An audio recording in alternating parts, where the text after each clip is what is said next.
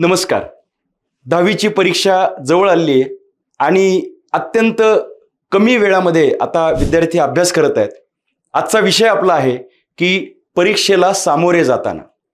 या परीक्षेला सामोरे जाताना म्हणजे कशा पद्धतीने पेपर लिहायचा आहे, पेपरच्या आधी काय व्हायला पाहिजे, अंतिम टप्प्यातली रिव्हिजन त्या दिवशीची कशी करायची आहे आणि जास्तीत जास्त मार्क्स कसे मिळतील या संदर्भातली माहिती मी तुम्हाला शेअर करणार आहे. मला माझी 1992ची 10वी पण आठवते आणि मधल्या काळामध्ये अनेक विद्यार्थ्यांना केलेलं मार्गदर्शन आणि विद्यार्थ्यांचे अनुभव या सगळ्यांचा परिपाक म्हणून हा एक व्हिडिओ असणार आहे व अत्यंत उपयुक्त ठरेल. त्याचं कारण या व्हिडिओमधून आपल्याला आपल्या काही चुका लक्षात येऊ शकतील आणि कोणत्या सुधारणा करायच्यात ते लक्षात येऊ शकेल. पालक जर हा व्हिडिओ पाहणार असतील, 10वी-12वीच्या मुलांचे पालक जर पाहणार असतील तर आपण हा व्हिडिओ समजावून घेऊन यातल्या काही टिप्स ज्या आहेत त्या आपल्या मुलांना द्याव्यात. तर आता आपण परीक्षेला सामोरे जातोय. आज आपला परीक्षेचा पेपर आहे ही समजा वस्तुस्थिती आहे. आपण यापूर्वीच्या एका व्हिडिओमध्ये परीक्षेच्या शेवटच्या टप्प्यातली तयारी कशी करायची या संदर्भातली डिटेलमधली माहिती सांगितलेली आहे. आता आपण पाहूयात की हा जो परीक्षेचा दिवस आहे तो परीक्षेचा दिवस कसा चालू होतोय आणि अंतिमतः पेपर संपल्यानंतर काय करायचंय. ज्या दिवशी आपला पेपर आहे त्या दिवशी आत्तापर्यंत केलेली रिव्हिजन आहे असा मी अपेक्षित करतोय की आदल्या दिवशी त्या सगळ्या अभ्यासाची आत्तापर्यंत केलेल्या रिव्हिजन्सची अंतिम रिव्हिजन ही आदल्या दिवशी पूर्ण झालेली आहे आणि आज पेपरचा दिवस आहे. या दिवशी जर शक्य झालं तर 2 तास किंवा 3 तास आपल्याला कमीत कमी मिळू शकतात आणि या 2-3 तासांचा वापर अत्यंत गांभीर्याने आपण करण्याची गरज आहे. अनेकदा आपण रस्त्यांवरती पाहतो की वडील गाडी चालवत असतात, 2 व्हीलर चालवत असतात आणि मागे 10वीच्या किंवा 12वीच्या परीक्षेला बसलेला मुलगा वाचन करत चाललेला असतो.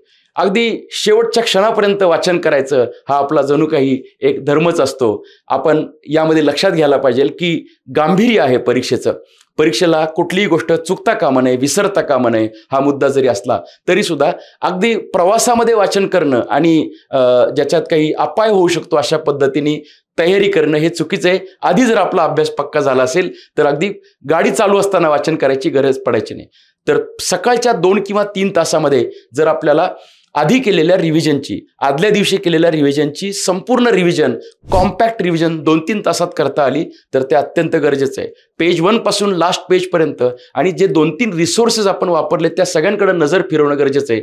जे विसरू शकतात ते ब्रशअप करणं गरजेचं आहे आणि असं सगळं केल्यानंतर आपण परीक्षेला आपला काही प्रवास असेल तर करून त्या दालनामध्ये दाखल होतो. ज्यावेळेस आपल्याला कळतं की आपला हा वर्ग आहे आणि ह्या वर्गामध्ये आपला हा बेंच आहे तर मला असं वाटतं आपण त्या बेंचवर बसावं आणि आपली जागा सोडू नये. कारण बऱ्याच विद्यार्थ्यांना फार हौस असते, सवय असते ती म्हणजे दुसऱ्या वर्गांमध्ये बसलेल्या आपल्या मित्रांना जाऊन best of luck, best of luck, best of luck करत बसायचं. याच्यामध्ये आपल्या अभ्यासाची घडी विस्कटण्याची शक्यता असते. याच्यामध्ये कुठला तरी एखादा पिल्लू सोडण्याचा प्रकार करतो. अरे हे केलं का, हे जमतंय का, आणि जर त्या क्षणी जर तुम्हाला वाटलं की अरे हे विसरतंय तर विनाकारण परीक्षेच्या ऐन मोक्याच्या वेळी आपण निगेटिव्ह थॉट प्रक्रियेमध्ये जाऊ शकतो. सगळं आठवणार आहे, सगळं येणार आहे आपल्याला. पेपर सोपा आला तर उत्तम, पेपर अवघड जरी आला तरी मी तो सोडवणार अशी मानसिकता, टोकाची पॉझिटिव्ह मानसिकता घेऊन आपल्याला परीक्षेला बसायचंय. एका जागेवर बसा, वर्ग बदलू नका, सोडू नका. तुम्हाला इन्स्ट्रक्शन मिळण्यापूर्वी जर काही ब्रशअप करायचं असेल तर ते, काही नजर फिरवायची असेल तर फिरवा आणि अंतिमतः मग आता वर्गात त्या बेंचवर येऊन बसा. आपली जे काही साहित्य आहे ते सगळं साहित्य समोर ठेवले. या प्रक्रियेनंतर वर्गामध्ये सुपरवायझर येतात आणि सुरुवातीला आन्सर शीट्स आपल्याला मिळतात. आन्सर शीट्स मिळाल्यानंतर विद्यार्थी त्याच्यावरती समास म्हणजे मार्जिन आखण्याचं काम करू शकतात. तो पहिल्या काही मिनिटांचा वेळ आपल्यासाठी उपलब्ध आहे. एकदा एका विद्यार्थ्याला मी विचारलं की या तू ज्या रेषा मारतोय, ह्या मार्जिन्स आखतोय, ते कशासाठी करतोयस असं मी त्याला सहज विचारलं. त्याने उत्तर दिलं, याच्याशिवाय मी काहीच करू शकणार नाहीये, हे मला जमणार आहे, पुढचं काही जमणार नाहीये. या विनोदी उत्तरानंतर मी पुढच्या एका विद्यार्थ्याला विचारलं, त्याने फार गंभीर उत्तर दिलं. तो म्हणाला की मी उत्तम अभ्यास करून आलोय, वर्षभर अभ्यास केलाय, रिव्हिजन केलीये, त्या सगळ्या सराव परीक्षा सोडवल्यात आणि यानंतर आता मी दर्जेदार पेपर लिहिणार आहे. मला छान लिहिता येणार आहे, अक्षर पण चांगलं आहे माझं, पण जर मी मार्जिन्स आखल्या, जर असे एक जरा सिनेमास्कोप असं जे म्हणतो ते अगदी व्यवस्थित करून आखणी करून ठेवली, प्रेझेंटेशनची बेसवर करून ठेवलं, तर मी जो पेपर लिहिल, मला माहिती आहे की या रेषांना मार्क नाही आहेत, पण जर पेपर लिहिल त्याच्यामध्ये उत्तम ते दिसेल, कॉन्ट्रास्ट इफेक्ट येऊ शकेल, आणि म्हणून ह्या मी रेषा मारतोय. तिसऱ्या एका विद्यार्थ्याला विचारलं, तू रेषा मारत नाहीयेस? तो म्हटलं, रेषा मारून काय उपयोग आहे, त्याला नाहीतरी मार्क नाहीच आहेत आणि मी लिहिणार पण नाहीये. बसलो निवांत. चौथ्याला विचारलं की तू रेषा मारत नाहीयेस? तो म्हणला, मी खूप छान अभ्यास केलाय. मगाशी जो 2 नंबरचा विद्यार्थी जो म्हटला होता तसंच उत्तर, माझं अक्षर पण चांगलं आहे, मी खूप छान पेपर लिहिणार आहे, मला गरज वाटत नाही, आणि आता फक्त मी वाट पाहतोय कधी एकदा पेपर येतोय आणि लिहायला सुरुवात करतोय. अर्थात प्रत्येक विद्यार्थ्याची मानसिकता वेगळी, परंतु प्रेझेंटेशनचं बेसिक टूल आपण वापरलं तेवढा वेळ शिल्लक असतो. ठळक अक्षर असलेली जी पेन्सिल आहे, जी पेन्सिल पॉइंटेड नाहीये परंतु ठळक आहे, अशा पद्धतीची पेन्सिल घेऊन आपण रेषा आखू शकतो. मोठी पट्टी त्यावेळेस सोबत असणं गरजेचं आहे. छोटी पट्टी असेल तर 2 टप्प्यात आखावं लागतं, रेषा चुकू शकतात. एकतर समासाच्या अलीकडे CBSE आणि SSC बोर्डप्रमाणे कदाचित ह्या गोष्टी बदलतील, परंतु समासाच्या अलीकडे एक आणि पलीकडे एक अशा 2 रेषा, म्हणजे आन्सर 3C त्यातलं 1 असं एवढं लिहिण्यासाठी, म्हणजे आन्सर 3C1 असं एवढं लिहिण्यासाठी, आणि जर गरज पडली तर आपल्या उत्तरातले 1 2 3 4 5 6 ABCD असे पॉईंट्स लिहिण्यासाठीचे, मी माझ्या 10वीच्या वेळेस तर मी या समासाच्या पलीकडे 2 समास आखायचो. तसे अर्थात ते छोटे छोटे, फार मोठे समास आखून चालत नाही. आणि उजव्या बाजूला, पानाच्या उजव्या बाजूला एक ज्याला असं म्हणता येईल की अक्षर पलीकडे जाऊ नयेत, कोपऱ्यात जाऊ नयेत म्हणून एक बाउंड्री असावी, म्हणून ती असलेली उभी व्हर्टिकल रेष हा एक समासाचा भाग झाला. म्हणजे आपण आता छान पद्धतीने आखणी केली आणि आता आपण आन्सर पेपर लिहिणार आहोत. क्वेश्चन पेपर मिळाल्यानंतर अर्थातच घाबरून जायचे ही धोरण जर ठेवलं तर मग मी काहीच करू शकत नाही. पेपर मी जबरदस्त लिहिणार आहे ही भूमिका जर असेल तर आपण सकारात्मकतेने त्या क्वेश्चन पेपरकडे पाहतो. तसंच बघा, ह्यातलं काय येत नाही असं शोधत बसू नका. काय येतंय आणि कसं मी छान लिहिणार आहे या विचार प्रक्रियेतून क्वेश्चन पेपरकडे पहा आणि सगळा क्वेश्चन पेपर नजरेखालून घाला. आला क्वेश्चन पेपर लगेच 1A पासून सुरुवात करू नका. आता पेपर आलाय तर तो पाहिल्यानंतर याच्यातलं पहिल्यांदा कोणता आन्सर लिहायला सुरुवात करायची याचा आपण विचार करू शकतो.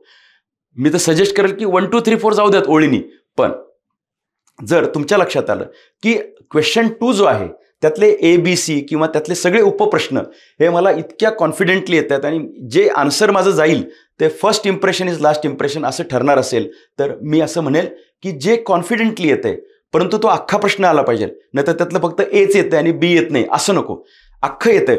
त्या केसमध्ये आन्सर 2C पासून चालू करू शकता. आन्सर 2A 2B 2C अशा पद्धतीने आन्सर 2 पहिल्यांदा आलं नंतर आन्सर 1 घेतलं तरी चालू शकतं.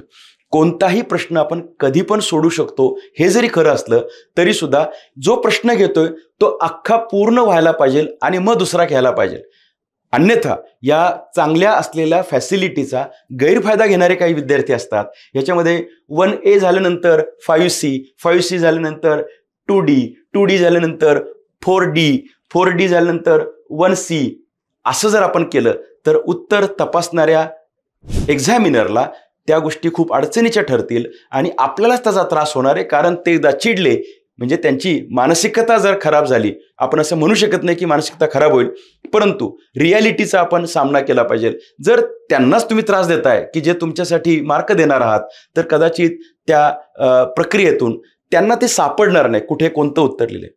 एकदा एका विद्यार्थ्याने तर असं उत्तर लिहिलं होतं की 3C इथपर्यंत आणि उर्वरित आन्सर पान 14 वर तपासा. तर इतका त्रास एक्झामिनरला आपण देऊ नये. जे उत्तर आपण लिहिणार आहोत ते कंप्लीट करावं आणि मग पुढचं लिहावं. याचं कारण या मुलाचं असं का झालं होतं त्याचं कारण त्याने मध्ये 1 पान सोडलं होतं आणि उत्तर त्याला 1.5 पान लिहावं लागत होतं आणि 1 पानामध्ये ते बसत नव्हतं. अदरवाईज त्याने पुढचं आन्सर ऑलरेडी आधी लिहून ठेवलं होतं, म्हणून तिथे त्याला अशा पद्धतीने अरेंजमेंट करावी लागली आणि पान 12 किंवा 14 वरती पान नंबर 4 वरतून असं जर मेन्शन केलं तर ते दिसायला खराब दिसतं. म्हणून जर जमलं तर तुम्ही संपूर्ण उत्तर आणि मग ते 1 2 3 4 नी गेलात तर चालेल, 2 5 6 7 असा गेला तरी चालेल, पण जे पूर्ण करताल ते पूर्ण करा. प्रत्येक प्रश्न नवीन पानावर आणि अर्थात तुम्हाला तुमच्या टीचरने सांगितलेल्या पण गोष्टी असतील की क्वेश्चन असं लिहून डिस्क्राईब असं लिहायची गरज नाही आहे. आपल्याला फक्त आन्सर लिहायचं आहे, क्वेश्चन लिहायचं नाही आहे. क्वेश्चन 4A लिहायचं नाही आहे, आन्सर 4A असं लिहायचं आहे. आणि मग तिथे जरी आपण क्वेश्चन लिहित नसलो तरी सुद्धा आपण त्या ठिकाणी उत्तराला काहीच टायटल दिलं नाही असं करू नये. टायटल द्यायला पाहिजे. म्हणजे write down the applications of sulphur for example असा प्रश्न आहे.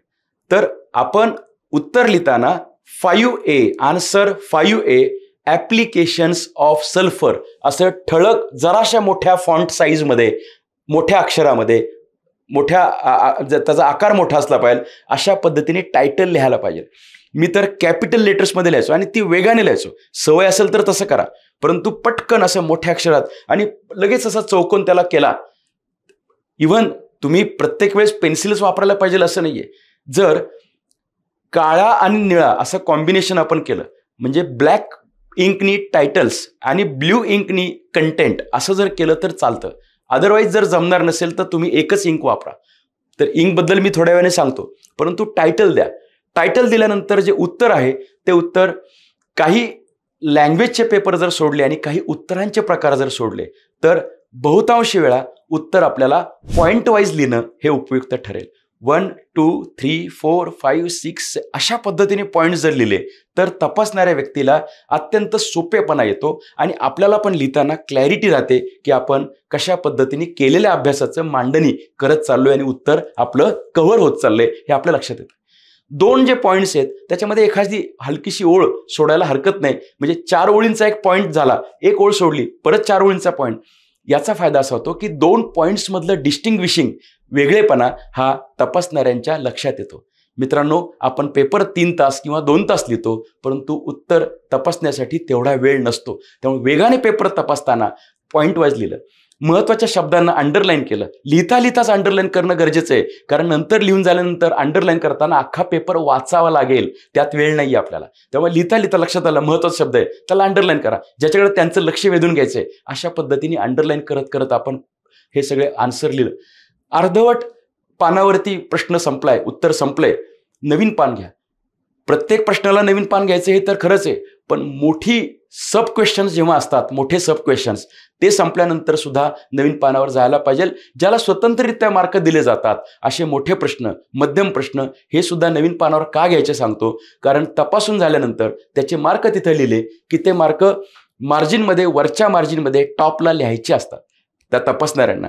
त्यामुळे एकाच ह्याच्यामध्ये जर 2-3 प्रश्न आले तर ते त्याच्यामध्ये एखादा मिस होऊ शकतो. आपण काळजी घ्यावी. नवीन प्रश्न नवीन पानावर, अर्थात गाळलेल्या जागा भरा, match the pairs, true or false अशी जी काही सब क्वेश्चन्स आहेत ती मात्र नवीन पानावर घ्यायची गरज नाही. ते 5-6 जे असतील ओळीने ते तसे करता येतील.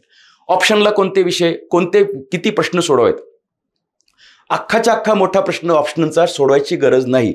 परंतु मगाशी म्हटल्याप्रमाणे छोटे जे match the pairs, fill in the blanks असे जे आहेत ट्रू ऑर फॉल्स याचे ऑप्शनला एनी 5 असतील तरी 7 दिले तर 7च्या 7 सोडवा.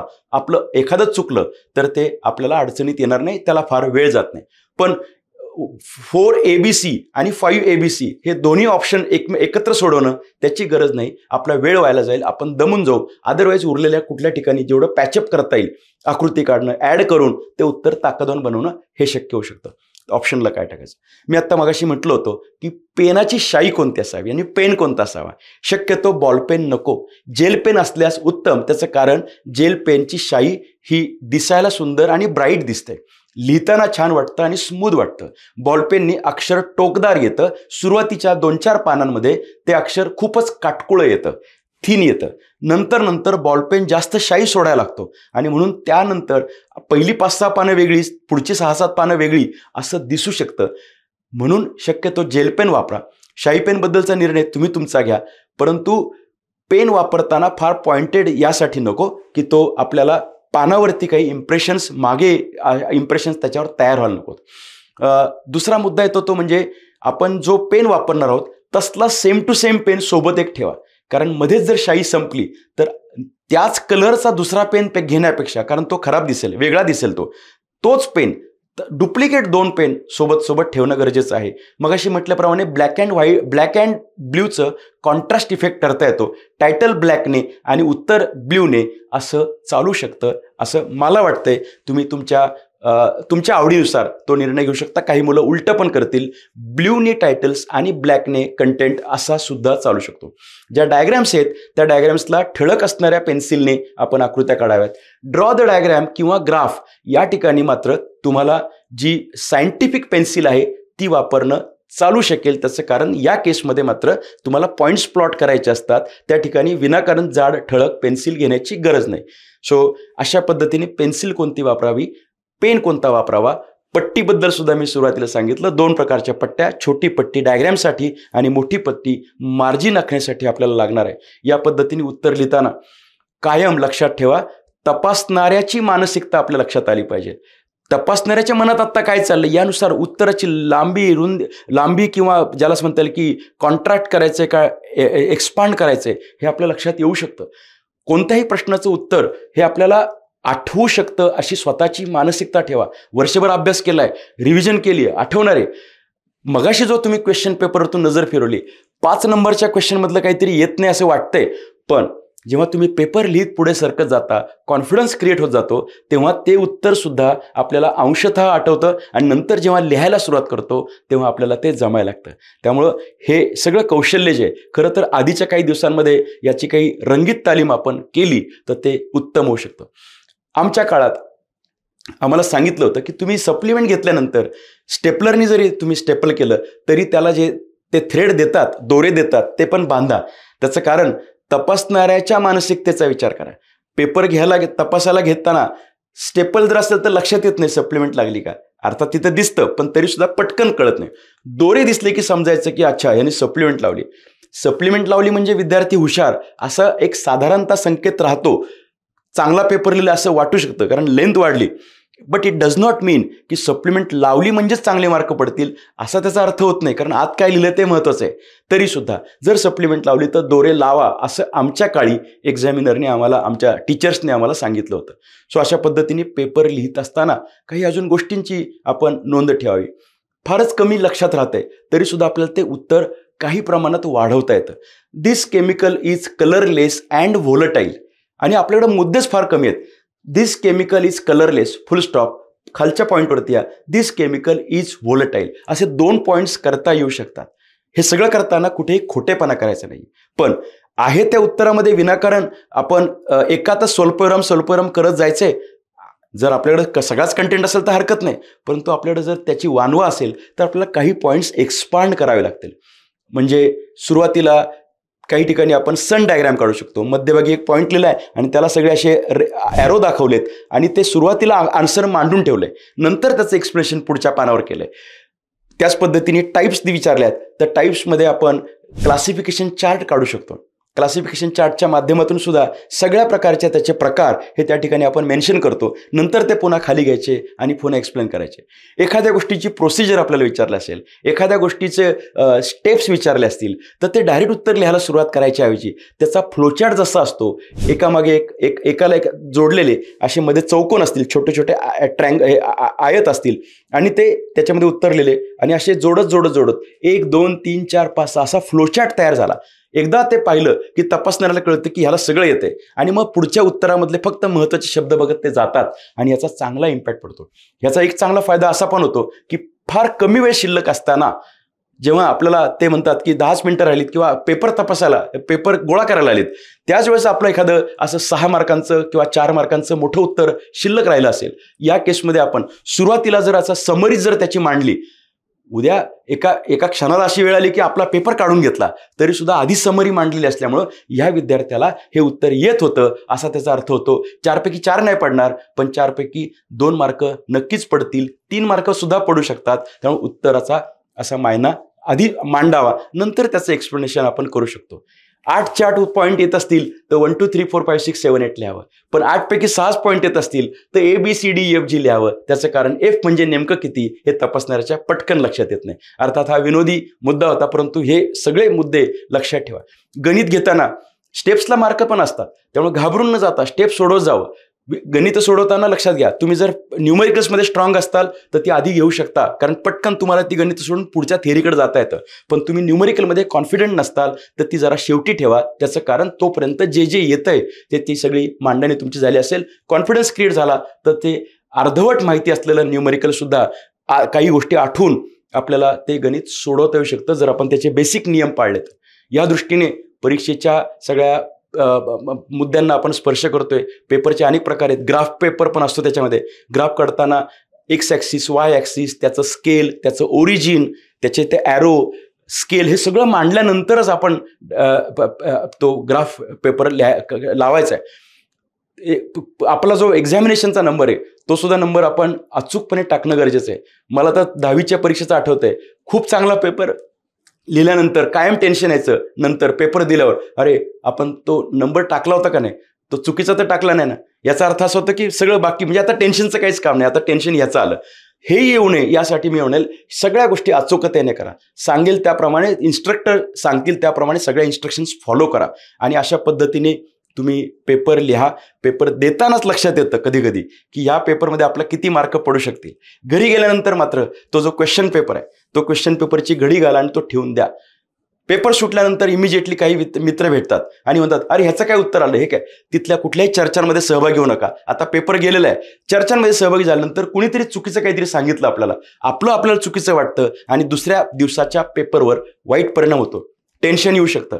तिथून लगेच ती जागा सोडा आणि ताबडतोब घरी या. घरी आल्यानंतर जर तुमची आई, घरातले कुणी अन्य सदस्य जर तुम्हाला म्हणले की ह्याचं काय लिहिलं, त्याचं काय लिहिलं, हे किती आलं, या सगळ्या चर्चा अजिबात करू नका. पेपर चांगला गेलाय एवढं सांगा, घडी घाला, सगळं साहित्य गोळा करा, लांब ठेवून द्या आणि दुसऱ्या दिवसाच्या पेपरच्या अभ्यासाची व्यवस्था लावून ठेवा. जेवण करा, थोडा वेळ विश्रांती घ्या, अर्धा तास 1 तास झोप घ्या, विश्रांती घ्या आणि मग दुसऱ्या पेपरच्या तयारीला लागा. तर आधीचा क्वेश्चन पेपर ढुंढाळत बसू नका, त्याच्या चर्चा करू नका.